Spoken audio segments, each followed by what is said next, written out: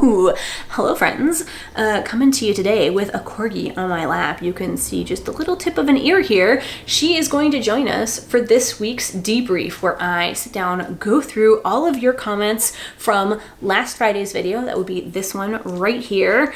And we're just gonna kind of fill in some of the behind the scenes, some more information. People have a lot of questions, and I take those questions and I try to answer them here. We do a little bit of laughing at some of the more pedantic people in comments. And yeah, without further ado, we're just gonna jump right in. Now, as I mentioned in last week's debrief, it is pretty common that whenever I put out a video, as the comments come in, they can often be sort of filtered out or categorized into themes. So people tend to comment, people tend to pick out the same few things in a video, and I'll get a whole bunch of comments on a few different themes, and this video is no exception. I think if I had to name three main themes, there was going to be comments about the hardware store antics. There were going to be comments on the topic of clay pottery. What can I do with the clay in my basement? And then there was a whole slew of comments on the Patreon money, GoFundMe roof situation. So those are the three overarching ones, but we can get into those a little bit later. I think I'm going to start off by jumping into the more fun, one-off, creative comments. So as usual, I should mention there is an extended version of this on the Patreon if you want even more of me rambling and diving into the behind the scenes stuff, but there's still a very good amount of content here for you who don't want to pay for it, so that's great too.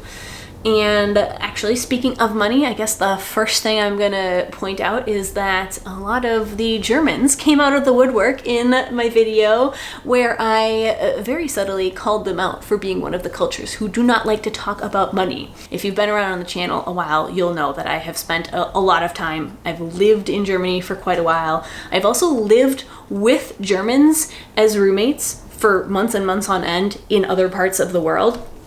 So I am very familiar with Germans, and it's just kind of a pretty much well-known fact that they are one of the cultures that is very uncomfortable talking about money and their salary. And all of the Germans who did leave me comments were enjoying my little poking fun at them. So we've got we've got Resin Art by Lillian. We've also got Bauhaus Princess, who feels so called out about the money talk. And then we've got Marie, who very astutely points out that Germans do talk about money, but they don't like to talk about their own money or the money they don't have. It's all about where you are in Germany and how old the folks are you're talking to, but we do love to talk about money from others. So thank you, Marie, for that clarification. I agree. I was mostly referring to discussions about one's own salary. Then, oh yes, next up we've got Claudia Carl, who suggested maybe consider growing mushrooms in your basement. It should be damp enough. Now, I thought this one was really funny because not 2 days earlier, I had just been having a discussion with Phil about how I wanted to start growing mushrooms in my backyard. Now, I know I've seen it a few times on social media. I know there is a method of doing it where basically you just get some old logs. They have to be, I think, the correct type of log, and then you drill holes in them. You can get these packaged mushroom spores, I believe they're called. They come in a couple different formats, and then you put the spores in the holes all over the log. You cover it with wax, and then you basically just leave it in a nice, damp, moist environment, and they should propagate and produce more mushrooms, which I absolutely love mushrooms. I thought that would be a super fun project for the house. I would love to find a company to reach out and work with them on doing this. I believe, talk to Jillian Eve, because I'm pretty sure she worked with a company doing this. She wanted to do some dyeing of yarns and fibers with mushrooms to see if she could get a good dye out of it. In the end, I believe the dye experiment did not work, but she did manage to find a company that wanted to work with her. So I will look into that. However, the goal here, you have to remember, is that ideally my basement should not be damp enough for this. Once the French drain is said and done, hopefully it will be dry enough that there will be no hope of growing mushrooms in there. Bill 9405 said, by the way, that is not a leaky basement, that's a leaky indoor swimming pool. Yes, that is correct. It is not a defect, it is a feature. Likewise, someone else here said that they thought it was a corgi water park, which maybe not my corgi. She doesn't love water that much unless she's fetching sticks, but yeah, would make a good water park for a corgi. Yeah, I'm talking about you. Yes, big snoot. Yes, and the pedantic pronunciation comments continue to roll in. I got several more this week, as you would have seen if you read my community post here. I continue to giggle at it. I think I got at least 4 or 5 more this week about my pronunciation of sub pump. As many of you pointed out, besides being pedantic, it's also incorrect in that there are many regional variations on how one says this. They can be called subbies. They can just be called sumps. Instead of sub pump, you just say sump. And in that case, it makes sense that you would say the NP because you're just saying sump. You're not trying to elide it with the pump after it. But I liked the juxtaposition of these two comments, because on the one hand, you've got the most pedantic one here from Barry, who really wants to hammer it home that he knows how it should be pronounced. Versus you've got Laura on the other hand, who is genuinely curious and wanting to have a productive conversation, wants to learn more about this, because she says she's interested to know that in the US we call these sump pumps, but I don't have good hearing. Are you calling them sub pumps? Is there a difference? So for the record, that is the correct way. That is a really good way to have a productive conversation. You are showing genuine interest. It is not about your ego or proving that you know how to say something and I don't. It's like, hey, look I'm genuinely curious about the way that you're saying this. Is there a regional difference here, or am I just having a problem hearing it? Absolute congratulations to Laura for a fantastic conversation. Internet discourse achieved. Then we had a comment from Mary, who is shouting out Wild Grain. She subscribed to them last month with my code, and she says, fabulous, delicious goodies, recommends the cherry pie bites, 10 out of 10, would recommend. She also sent a birthday box to a family member who loved it also. So hooray, thank you, Mary, for giving it a try. I always love hearing it when people actually genuinely enjoy the sponsors that I'm working with. It is great feedback for me. It is great feedback for them. And yeah, honestly, freaking delicious bread and supports a great cause. So if you're looking for any of that, this is not sponsored. They have no idea that I am making this video, but I have been absolutely devouring my Wild Grain boxes, and tasty, tasty stuff. Okay, next up, I think we're gonna dive into the category that is using the clay in my basement for some form of pottery, because of course I did postulate, I was wondering if this could be usable clay, and a lot of you in the comments also had very similar questions, not only in this video but also in the previous video. You kind of preempted what I was thinking about. So great minds. We're all on the same track here. I did have a couple potters weigh in who said, yes, it should be possible. A lot of you pointed me to a few different YouTube channels on it.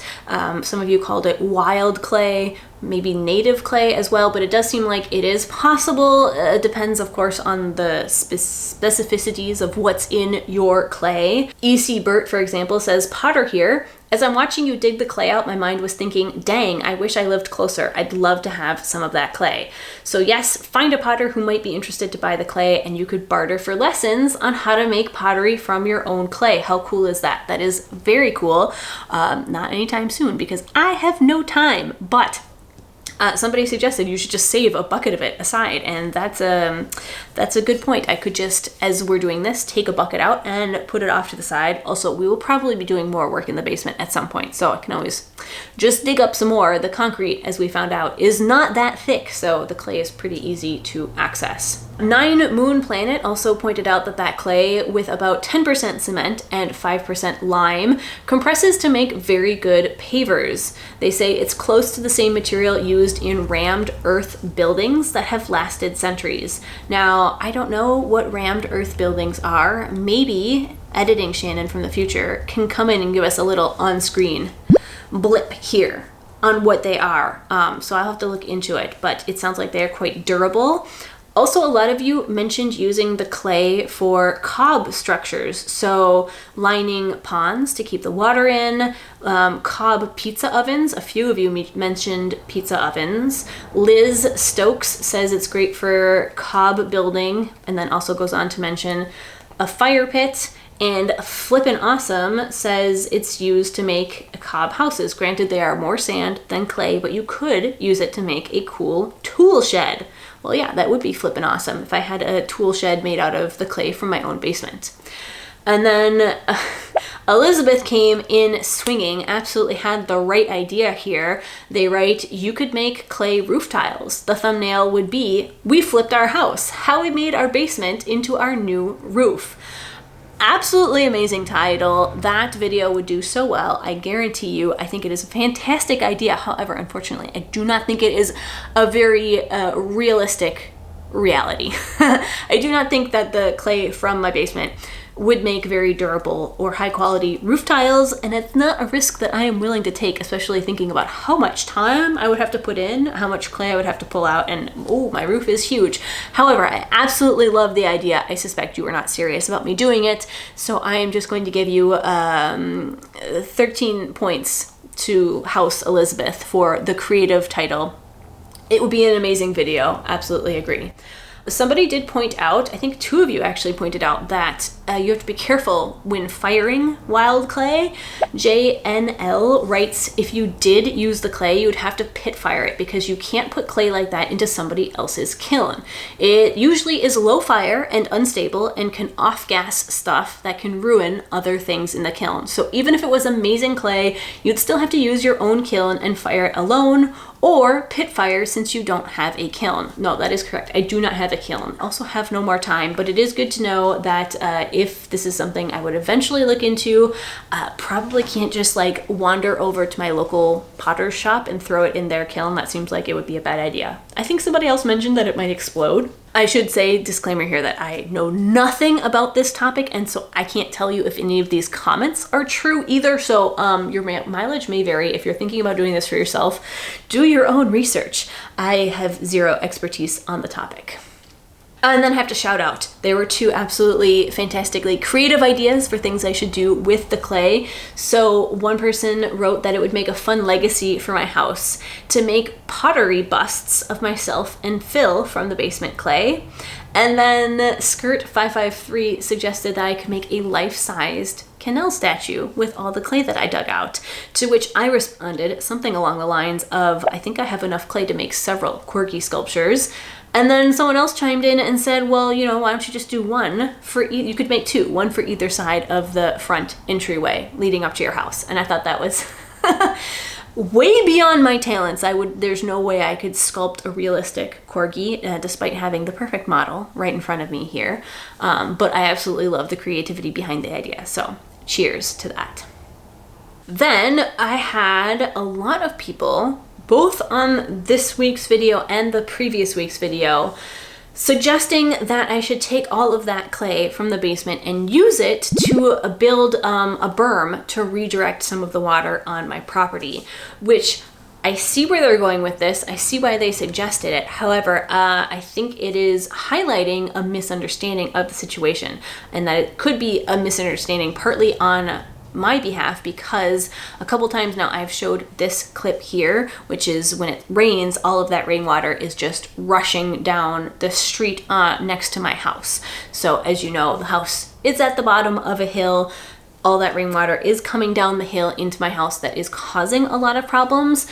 But I think the idea that people have is that it's a problem with surface water, like that I would go out into my backyard and see just a river running through the soil and the grass of my backyard. That's not the case. That not by any means. All the water that we're having issues with, it's subterranean, it's groundwater. So it's just rain hitting all of the acreage behind my house up the hill, and then slowly being absorbed down into the soil. And then as it's being absorbed down, also with gravity slowly running down to my house, and it's an underground problem. So building a berm, like making small mounds of earth, hills to sort of redirect the water, is not really a solution in this case, because that's not the type of water issues that we're dealing with. Okay, so then diving into the next category of comments, and that is the hardware store antics.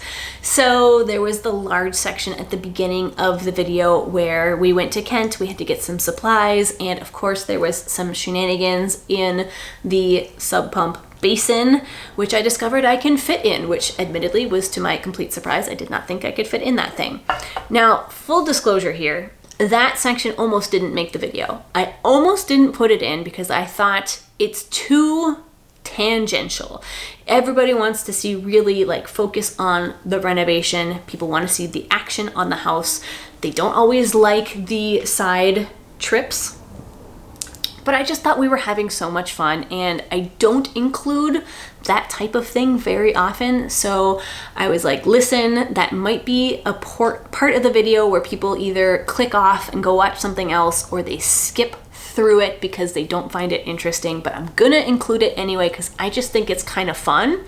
And I was really rewarded and like enheartened, the opposite of disheartened, to see that there were a lot of really lovely comments. People freaking love that section. They really enjoyed it. Got a lot of really great comments. May Flame writes, I hope somebody was watching the Kent security cameras that day. And Catherine Ledger said that DIY store has a great video for their Christmas party. Quote, customers do the strangest things.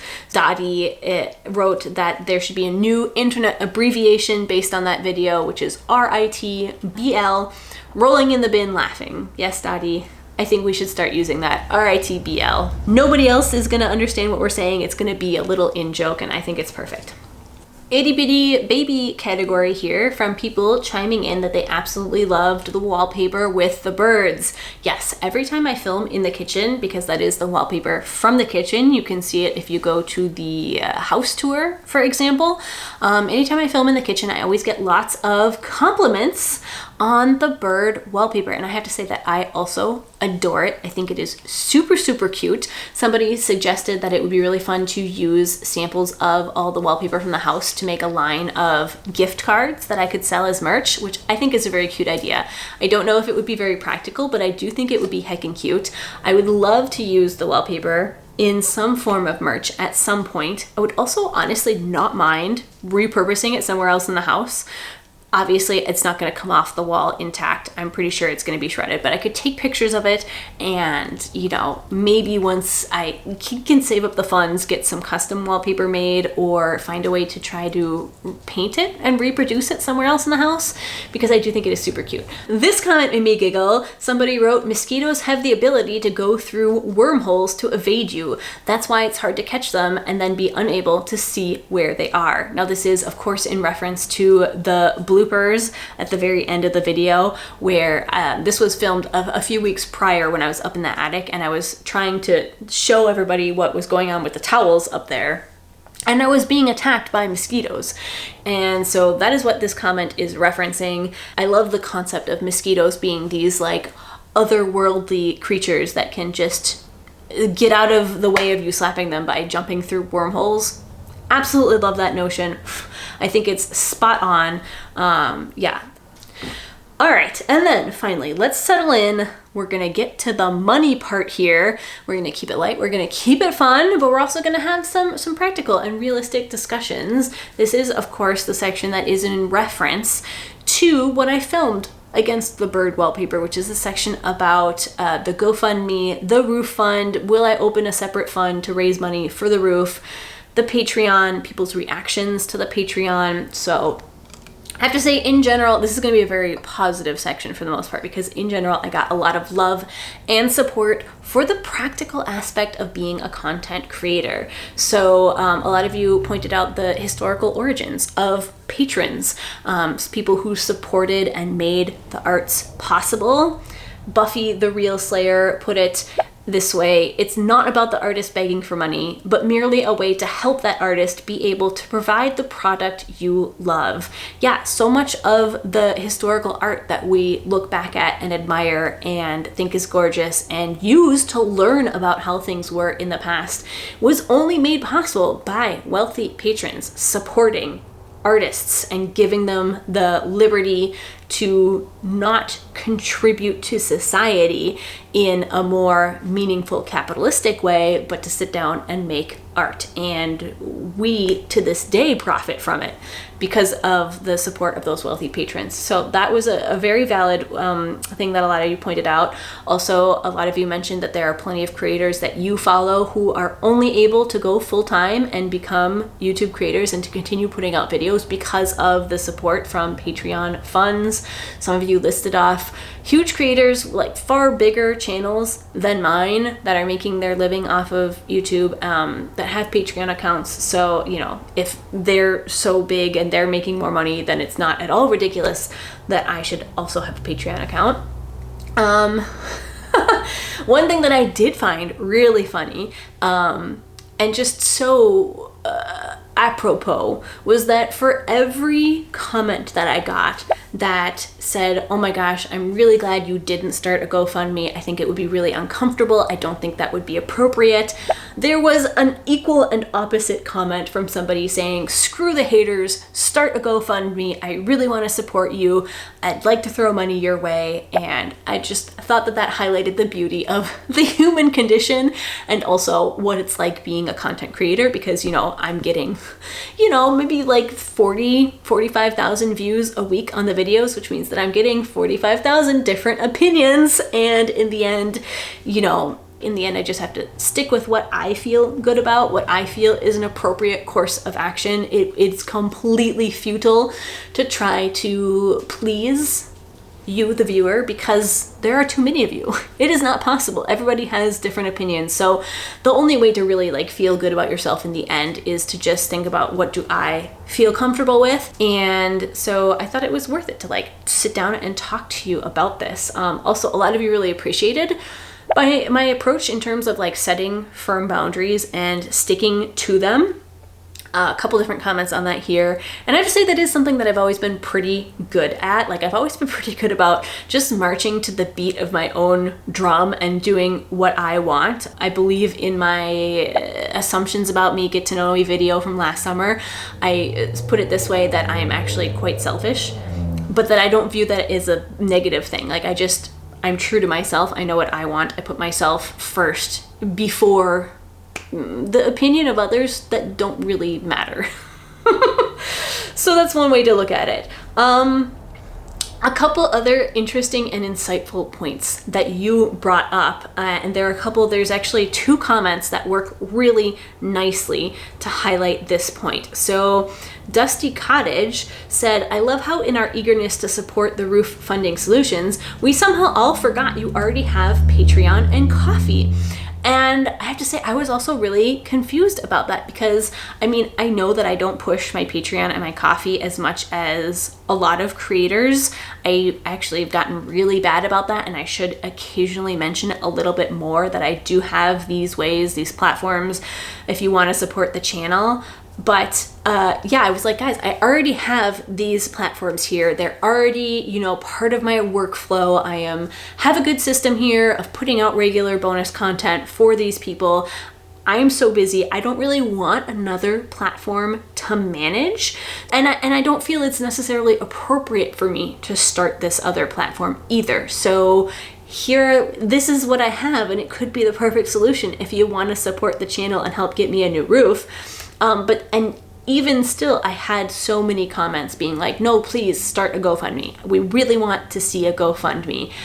And I was really confused about that. Like, why? Why did people want a separate thing? And then I read Mickey's comment, which enlightened me. It was the light bulb moment. She wrote, well, I would have loved a separate fund for the roof because it's fun to see our dollars build and to get that total at the end. And I was like, oh, yes, that is what it is. Monkey brain want to see number go up. Like that is what it comes down to. It tickles the brain.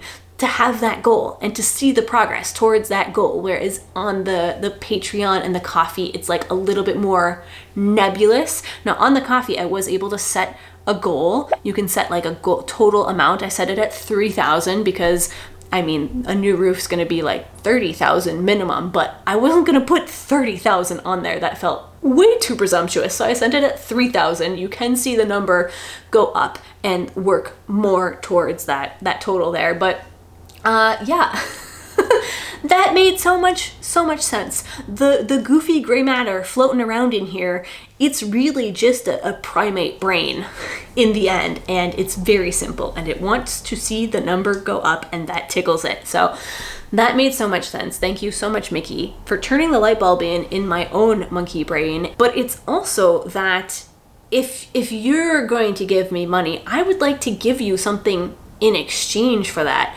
And if you sign up for monthly support on the Patreon or on the Coffee, you get access to all the bonus stuff that I'm already creating anyway. So a lot of people gave me money like as a super thanks on YouTube, which is super kind and generous of you, but I didn't want to propose that as a way that you could give me money because you don't get anything in return.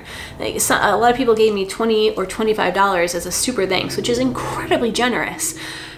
And I'm so thankful, but in the back of my head, I keep thinking like that same amount of money would get you 4 to 5 months of content, free content, extra stuff at the $5 level of my Patreon, and then you'd be getting something in return. So I feel bad like taking the free money and not giving anything back. Also, there is the fact, as a couple of people asked, that YouTube takes a pretty hefty chunk of that money out. YouTube takes 30% off of memberships and super thanks, and if you give that super thanks on an Apple device, or if you sign up for memberships with an Apple device, so an iPhone, an iPad, Apple also takes an additional, I think it's 30%. Apple is so bad. If you sign up to support a creator using Apple on Patreon, Apple takes a cut of that. And that leaves us, the creator, with a choice of, you can either decide, okay, Apple's charging this extra chunk. Do I take that chunk out of my portion, or do I charge my patrons that extra chunk? Somebody has to pay for that.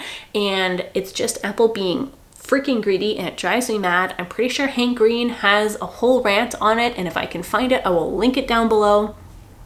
So there is that. That is why I don't push YouTube memberships or super thanks as a way to support the channel, just because they take such a huge cut. And I feel like usually if people want to, if they give a super thanks of $20, they're assuming that it's like $20 from their pocket to mine. But in many cases in every case it is less. And in many cases it is substantially less if that was given with via an Apple device. It is absolutely wild. It makes me mad. It feels like they are stealing money from you. And that makes me angry. Another really good take on the topic was that many of you pointed out that I am providing a service, entertaining you. I'm providing that service for free, and that, you wouldn't expect me to do a circus show for you for free. They would never expect me to perform for free, or even worse, for exposure. Don't even get me into that. I cannot pay my bills in exposure. You would never ask a plumber to work for exposure. So why do people think that artists should work for exposure? It blows my mind, but I am again digressing. So that is a valid point. One viewer wrote, quote, "You give us hours of free entertainment that we can enjoy, and that entertainment will be gone if your house falls apart, especially for those who only came and stay for the house renovation and not the circus and crafting videos." Now, let me say up front that the house is not going to fall apart. If the videos ever stop, it's not going to be because the lack of funding and the roof have caused the house to fall apart. So I'm not trying to catastrophize here. It's just an interesting perspective on it. I will point out, yes, that I do make money from your views. So it's not like I'm doing all of this work purely for free. So yeah, I do make money from you watching the video. It's not like I am providing this service and not getting anything back from it. How much does depend on a lot of factors. So like whether you sit through the ads or not, if you have ad blockers on, if you have a YouTube Premium account. I got a lot of questions about YouTube Premium, which very coincidentally coincides with next week's video where I actually answer that question. Yeah, it comes down on average to roughly, very roughly 1 cent per viewer per video. So if you sit down and you watch one of my videos from stop to finish, I get roughly 1 cent. So it doesn't sound like a lot. It's not a lot. It takes a lot of views to build up any sort of money. And to answer the premium question in a nutshell, the algorithm or the formula that YouTube uses to disperse the revenue from premium views is very convoluted and very complicated, and I could try to explain it and I could maybe do it justice, but I might get things wrong. So just suffice it to say, if you're watching with premium, I will be getting still some money, but I will be getting less money than if you watched without premium. So for those of you who asked because you wanted to put on my playlist, of all my renovation videos back to back to back, and you wanted to put it on in the background while you were cleaning or doing some other task, if you're doing it purely for the sake of background noise and helping support the channel by getting more revenue, I will get more revenue if you do it from a non-premium account. However, if you're just sitting down and you're planning on actually watching the video, please, if you have premium, use premium. Don't sit through the ads for my sake. There were plenty of you who did comment that the only way that you could support the channel was by sitting through the ads, and you are the absolute superheroes of this community. I know how annoying that is. I also don't have premium. I also sit through the ads and I just religiously mute them. So I get it. But if you're having me running on in the background and you're not really paying attention, if you're wanting me to if you're doing it to support the channel and to raise money for the roof, the best, fastest way to do that is without premium turned on. A lot of people are just volunteering to help out. And I think the best comment that I saw about this was by Patty, who had this gorgeous casserole analogy. She says, "It's like leaving a casserole, or for the Minnesotans in the crowd, a hot dish, on a neighbor's stoop when they're facing a tough moment in life. No one expects it, and no one expects anything in return, just the knowledge that a neighbor was supported. So if I can figure out how, old and tech challenged that I am, I'm off to leave a virtual hot dish on your front steps." I thought that was just a lovely analogy. A bit humorous also as well. I really enjoyed it. And a lot of you also talked about the sense of like community, supporting people in your community, that if everyone pitches in a little bit, that's like together, it's the effort of a whole community that can really achieve great things, that can raise a lot of money. Very, very sweet and moving. And just wanted to say like a big thank you on that note. Oh, this is gonna go a little bit off on a tangent, but it's starting from this point, which is that something a couple people brought up was, oh, you shouldn't worry about this comment because Darlene is just a bot. She's not a real person, it's just a bot, so don't read into the comment too much. And this is something that people say to me anytime that I post silly or ridiculous or mean comments online, because this is something that I do frequently over on Instagram. I'll post like kind of a highlights reel, sort of like I'm doing here, but even more, of the most ridiculous comments that I get as they come in, and I kind of break them down and analyze them, and we all have a good laugh at them. And a lot of times people respond and say, oh, that's not a real person, that's just a bot. And unfortunately, no, they're not bots. In this case, Darlene is not either. A lot of people will point out, oh, well, look at the numbers at the end of the username. First of all, I deal with a lot of bot comments. Like, I have a big channel. I know what a bot comment looks like. Second of all, just go back and look at some of the other comments that I posted just in this video. Look at the usernames. It is a pretty common occurrence to have a string of weird numbers and letters at the end of usernames. This started happening a couple years ago when YouTube kind of changed the way that they do handles and usernames. And if your like chosen handle on YouTube was taken, they would often just assign you a string of random numbers or letters. at the end of it. And you can usually go in and actually change it to something a little bit more normal. There are ways for most people to just like tweak that and not have it so weird. But if I'm going to be honest, my demographic is a bit older, and my average viewer might not notice that, but they're also not going to be tech savvy enough to be aware that they can go in and change it. I just think it's quite important to point out that Darlene is a real person, and it's not just the username. Like, I had multiple interactions with her. She left a lot of comments. I read them all. I'm not going to go into it, but she's a real person. But I think it's quite important to acknowledge that, because the nasty comments that you see content creators get are real people. People can genuinely be that nasty. I mean, in this case, Darlene was not really being that nasty, but people can write some really horrible things. And I think that brushing these comments off as, oh, they're just bots, like, don't worry about it, it kind of diminishes the genuine issue and the genuine harm that these type of comments can cause some creators. It is a real thing. Like, it doesn't affect me personally, but when some creators tell you that they don't look at their comments, they don't read them, or they have to have moderators filter through their comments for them, there's a reason why, and that reason is that people are genuinely nasty. Like, think about it. I am a very mild, cheerful, bland, boring, average, pretty-ish white woman speaking my main language with no visible minority characteristics about myself, and I'm still getting all these nasty comments. So imagine if you are part of a marginalized community, if you have a noticeable ailment or disability, if you are not considered conventionally attractive, there are so many reasons that people would be getting even nastier comments than me.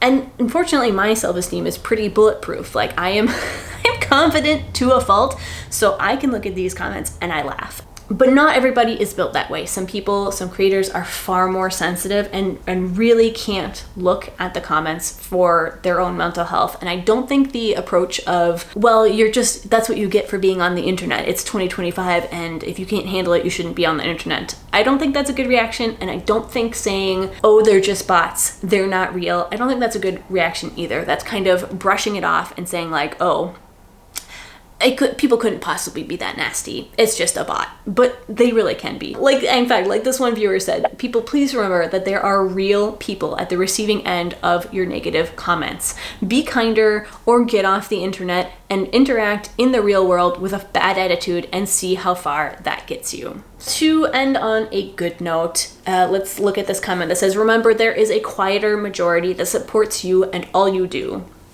Yes, I am super aware of that, and I really want to highlight it, and that is why I try to pick the comments for this that are both really good, really fun, really unique and interesting comments, and not just highlight the mean comments. I started the second channel knowing that I wanted to do comment roasts, and I still will probably do a couple that are almost purely comment roasts, but I didn't want to do too many of them because I didn't want to like dwell too much on the negativity. I didn't want my channel here to be known as one that only spreads negative opinions. So while I will throw a little bit of snark, I am kind of a sassy person in general. I did not want that to be the focus of these debriefs, because there is a very large majority of people watching my channel that are quietly supporting me and rooting me on and cheering for me, and I think that's absolutely amazing. I could not have asked for a more lovely community. Thank you for joining me once again. I hope everyone had a lovely weekend. I have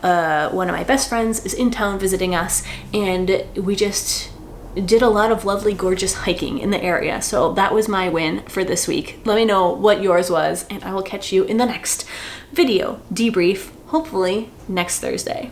Bye!